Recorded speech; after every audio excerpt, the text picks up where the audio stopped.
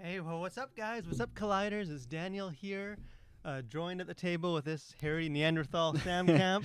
Hello, How you doing? Doing well, doing well. Well, this is exciting. This is our first ever Collision live stream. It is. So, Sam, why don't you explain kind of, what are we doing? What are we doing hanging out here? What are we talking Yeah, about? so this is the Collision Live, and our plan is to do this every Monday at noon Eastern Time.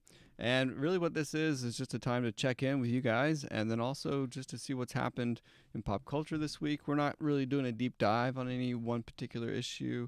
You can see down there at the bottom of the screen, we have a few items that we want to cover this week. That'll just change weekly. We'll let you know what's happening with us here at the Collision. So, for instance, we're going to be talking about podcasts that you may have heard about that will be happening at some point. Yeah. So we're not going to be doing like a deep dive into these topics. This is more just sort of a check-in, a conversation about some of the, what's happening in culture, some kind of, interesting news story trends, and then just as Christians, what does this mean for us? So this is sort of more casual conversation. So we encourage you guys, jump in the comments, let us know your thoughts. If you have an opinion, if you agree with us, if you disagree with us, even if you're not able to watch us live here at work, so go back to the video, drop your comments, and we'll be reading those as well. But why don't we just jump into the first topic of the day? Yeah, the $30 rental. Yeah, Sam. Let's say I know you've paid $3 for a rental before. I have. Yeah. What would you say if I offered you the chance to pay $30 for a rental? I would say I'll probably pass. Yeah. Well, regardless of the movie, I think. So it's interesting. So again, a lot of you guys probably saw Disney kind of sent ripples down through pop culture, through social media. COVID sort of dropped a bomb into all of cinema and theater pop culture. Definitely. It's kind of changing the way we consume it, kind of changing the direction that we're going with it. And, one of the things, theaters have been shut down for a while now.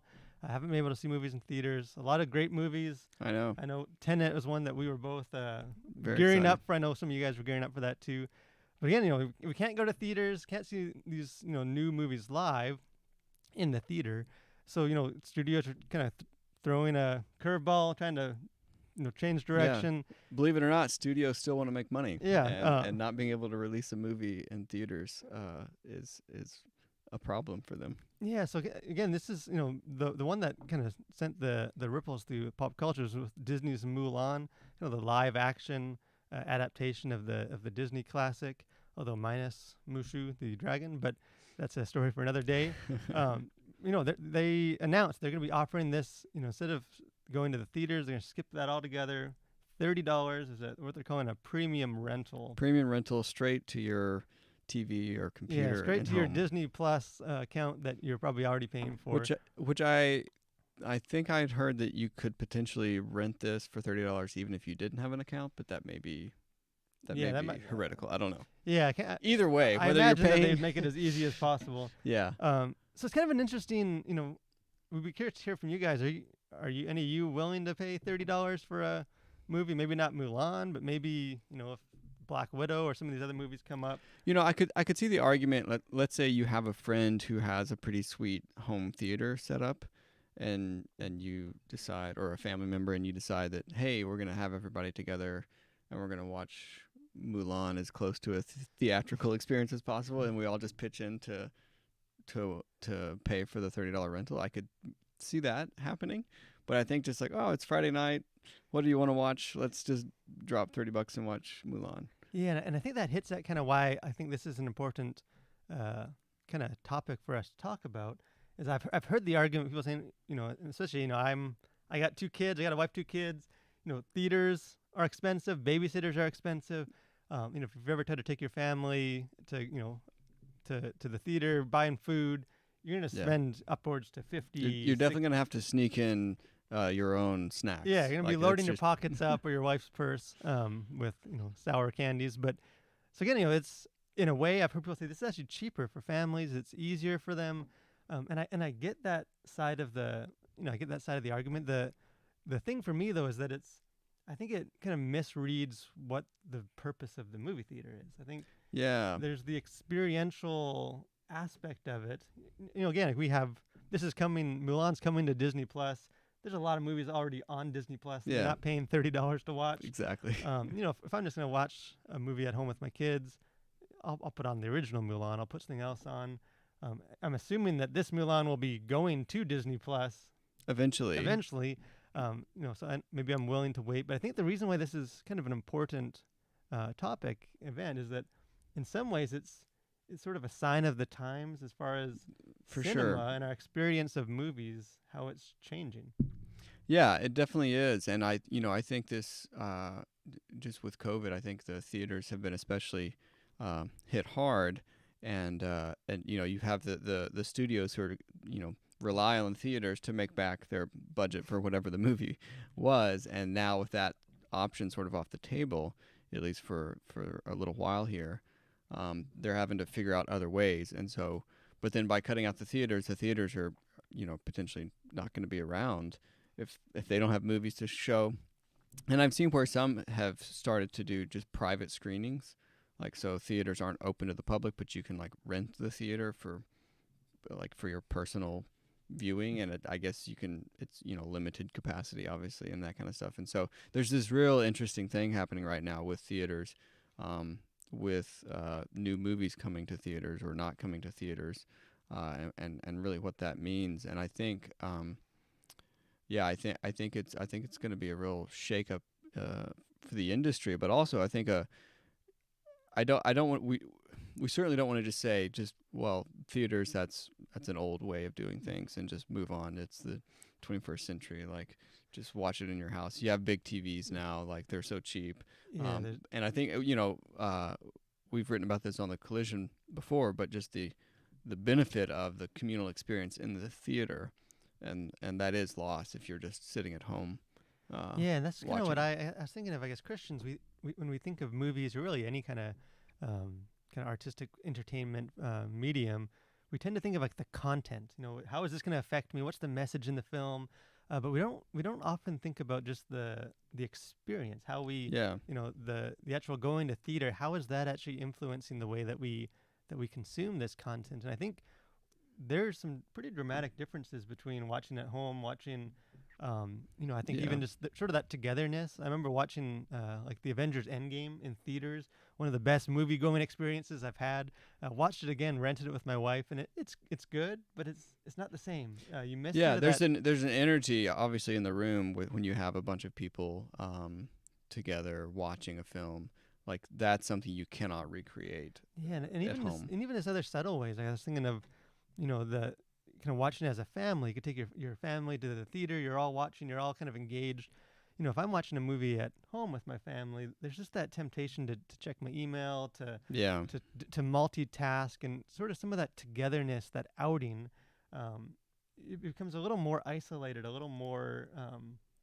There's just more distractions. Yeah, yeah. It's less immersive, I think, at home. Yeah, and again, it's a discussion. It's up for debate whether that's a good thing or a bad thing. But I think anytime a major entertainment form or industry is changing or potentially changing, Christians need to be aware of what's happening. I think that actually leads into the second one of the second major topic for today, and that's just video games. It's another Yeah. kind of, again, COVID's changing. All sort of these entertainment industries for better or worse. And, just as theaters and the movie industry is struggling, not so with the video game industry. No, COVID has been one of the best things to happen to video games. And I pulled for sure. some numbers just from this last couple months. March, which is kind of when COVID, some of the restrictions really hit hard. Yeah. Video game profits hit $10 billion, which is the best month in the history of video games. I can believe it. Yeah, I can believe it. I probably contributed to that. Just Nintendo, the company alone, profits kind of through this whole virus have surged 428%, which is insane. That's incredible. And again, a lot of this you might think is just people are home. They're buying more video games. They've played through what they already have. But just for Nintendo itself, this console, like the actual Switch and hardware to play, sales have gone up 167%. So it's not just that gamers are buying more games, but there's more gamers. Yeah. People are investing in that. And I don't know if you have any thoughts just on in some ways, video games are sort of the kind of the outcast in entertainment. We don't, when we talk about pop culture and Christians talking about pop culture, we almost forget that video games are a thing. Yeah, I think they're probably considered like lowbrow art, which is too bad because there's a lot of like incredible video games, just from a visual standpoint, and then you have incredible storylines to follow. Certain video games, other video games. I mean, there's a huge variety of video games, obviously, and Yeah, so as there is with all. With yeah, all, there's huge, good movies. There's terrible movies. There's Angry Birds too. yeah, But yeah, so it's interesting because video games, we don't think of them as being like a real staple in society, kind of widespread. But just kind of money wise, the video games are actually the highest, kind of most lucrative, successful form of entertainment in the world. yeah, and I think they are. I think they're probably the most widespread, perhaps. But they tend to be talked about less for some reason, and I'm not sure. Maybe that's just me looking at it and not seeing as much about it. But movies tend to get a lot more hype, and music or whatever. But a lot of times, video games are just sort of sidelined. Yeah, and I think there's sort of, I think part of it's just it's the newest of sort of the entertainment modes, but there's kind of the stigma, the stereotype that still kind of follows video games, that it's just for kind of young boys to play, and that's who gamers are. And young goes up to and mid-40s. The reality is that it's not a boy girl thing. It's not even a young old thing. That video games are played widely. I think it's upwards to about 70% of people, if you include like mobile games, play video games. But Christians don't talk about it very much. No, it's not talked about, and it's on pretty much any electronic platform that you have, whether it's your phone, computer, tablet, whatever. You can play games on just about anything. And again, there's just such a variety of them. And I think you wrote an article about this today on thecollision.org, just about how Christians should approach video games. And I think that's an important thing to keep in mind, as with any other form of art or entertainment. What are you thinking about your video game choices? It's not to say don't play video games, but be thinking about how you play, what games you play, and how that's affecting you, especially in a time like this where you're isolated from friendships and family, and you can sort of go down the rabbit hole, and perhaps a negative way. And that's kind of my takeaway from just seeing some of these numbers that just jumped out to me for the percentage of people buying video games, that even when this virus finally kind of settles down, goes away, there's just going to be a lot of people that now own video game consoles, a lot of people that just developed that joy and love for video games. Mm-hmm. That it's definitely an area that as Christians we need to be more mindful of. Think through, how are these games affecting us? Are we even aware of what games are out there? Again, it's not always, I don't think it's always affecting us in a bad way. It can affect us in a good way, but it's just sort of that awareness, kind of the same attitude as kind of the church we take to cinema. We need to make sure we're also kind of including video games, which in some ways are even more influential. Definitely. And that maybe leads into, you already kind of shared a bit, just sort of what's going on in the collision this week. Could you guys check out, again, kind of based on some of these numbers I saw, and just wanting to address the topic of video games. We just posted an article this morning on should Christians play video games? Yeah. And it's not really a post that necessarily is claiming to have all of the answers, but I give some guidelines in there for just how should we approach it, how should we be aware of how it's influencing us as Christians, kind of grounded in Scripture. Are video games okay? Should we be playing them at all? What are the dangers? What are the advantages of it? So again, I encourage you guys to check that out. Again, the podcast. I don't know if you want to share anything coming up with the podcast. Yeah, well, it'll be here in this new studio that we've built for the podcast and for the Collision Live, what we're doing now. The start date of that is TBD, as it has been for a long time, for a year. But this was a big step in the right direction, and one of the things that had been holding us back was just getting things set up in a way that we could do it efficiently and on a regular basis. And so we're one step closer to that. And it's gonna be a deeper dive on probably more topics. So it won't be so much an overview of things, but we'd like to use the podcast to go a little bit deeper on some of these topics, such as video games, or movies, or particular artists even. So we have a lot of exciting things lined up for that. Yeah, so it will definitely be coming soon. Again, it will be available on just audio format, and also just we'll be filming it like we are right now, to share it that way. But again, like Sam said, it's gonna be more of a deep dive, looking kind of more general, kind of biblical principles about how should Christians engage with culture, how should we engage with movies, how should we engage with music. What are some kind of the difficult questions that people have about culture? Let's kind of tackle those head on, using scripture and then using kind of our own, this common sense and wisdom. How should we engage with culture? But maybe just to end, any observations, anything going on in culture that stands out to you? Well, funny you should mention that. I've actually taken the month of August off of social media, except for what I do for work. So I have been a bit unplugged from what's happening. Other than what you tell me and the odd thing I catch here and there. But probably isn't a whole lot. Yeah, so I've happily been unobservant for the past few weeks, and I would encourage all of our viewers as well to maybe don't take a whole month off, but maybe take a weekend off. As much as we love to talk about pop culture and keep up with all the stuff that's happening, it's been really refreshing to not have to, feel like you have to scroll endlessly on all of your profiles and just try and keep up with the deluge of information that comes at you. So that's my cultural observation. Yeah, and the thing with culture too is pop culture it doesn't go away. Sometimes it is helpful to step back and then kind of come back fresh. It shouldn't really be homework. No. But it's important to stay engaged. One of the things that kind of stood out to me is I actually got a notification on my iPhone, and from ESPN app. All my sports teams stink. None of them are in contention or in the playoffs, so I haven't really been or even playing, perhaps. Yeah, I didn't even notice that sports shut down because all my teams have been out of it for months, anyways. But so I haven't been checking ESPN or anything. But I got a notification. This was the headline. It said Serena Williams engages in deep Bible study during lockdown. Says it can help achieve racial justice. Wow. And it just seems so odd coming from ESPN. It's not what you expect. Serena Williams is probably in my top 3 favorite athletes in the world ever. I think she's amazing. I love tennis.